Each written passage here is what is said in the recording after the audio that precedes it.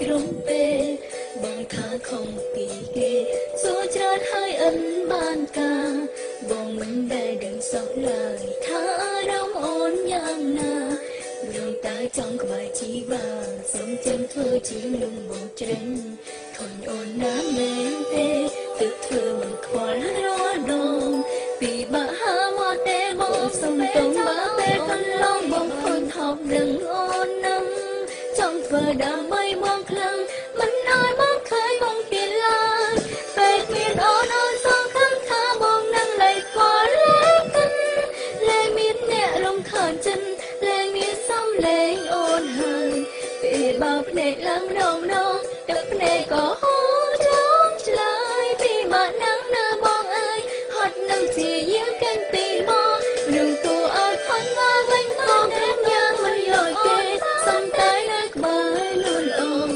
នឹងដែលធ្វើឲ្យបងធន់ស្រឡាញ់ម្នាក់នឹងទេបងចង់លើកពីរត់ស្នេហ៍ស្នងបើអូនវិលវិញក្នុងនាមជាសង្សារ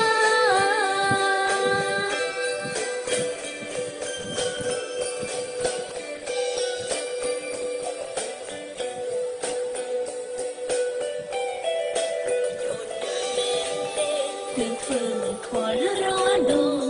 ពីបាក់ហាមកទេបងពេលចង់ឲ្យអូនរលីបានអូនសុំទុំបើពេលកន្លងបងឃើញថប់នឹងអូននឹងចង់ធ្វើដើម្បីបងខ្លាំងមិនឲ្យបងឃើញបងទៀតឡើយពេលគ្មានអូនសងខឹងថាបងនឹងលែងខ្វល់លែងមានអ្នករំខានចេះបើភ្នែកឡើងម្ដងទឹកភ្នែកក៏ហូរចង់ឆ្លើយពីបាក់នឹងណាបងអើយហត់នឹងជាយើងកាន់ពីបងនឹងគួរឲ្យខន់មកវិញបានតែទទួលយកអូនបានទេក៏ក្រុមយ៉ាងមិនដូចគេសុំទៅនៅក្បែរអូននឹងដែលធ្វើឲ្យបងធន់ស្រឡាញ់ម្នាក់នឹងទេបងចង់លើពីមកស្នេហ៍ស្នងបើអូនវិលវិញក្នុងនាមជាសង្សារលែងមានអ្នករំខានចិនលែងមានសំឡេងអូនហើយពេលបើភ្នែកឡើងម្ដងទឹកភ្នែកក៏ហូរចង់ឆ្លើយពីបាក់នឹងណាបងអើយហត់នឹងជាយើងកាន់ពីបងឲ្យខំទៅវិញបានទេទទួលយកអូនបានទេ